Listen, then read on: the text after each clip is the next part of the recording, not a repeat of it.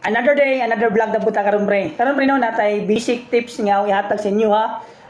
Nga pwede na to gamiton nga mag-DIY ta sa itong mga balay kung kita magpintura no. Nga among ihatag pre kay kaning primer nga tips unsay nindot nga all-in-one na nga pwede sa semento, kahoy o mga walling ceiling na to pre nga plywood. So kaning pre no nga primer kay palit na mo ni sa inyong mga suking tindahan.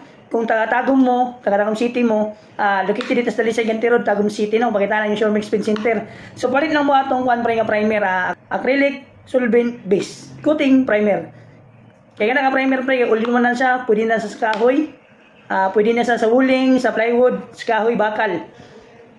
Kaya nga primer pre, nga ligom mo yung primer na, muna yung usuron pre yan, muna yung halinon yung primer karon sa among tindahan.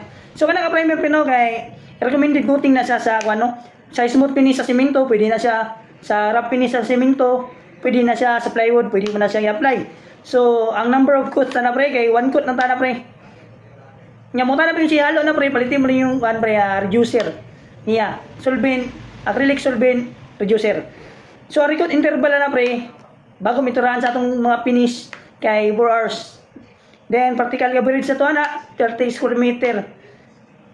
Nya application tools, roller brush, pwede po spray.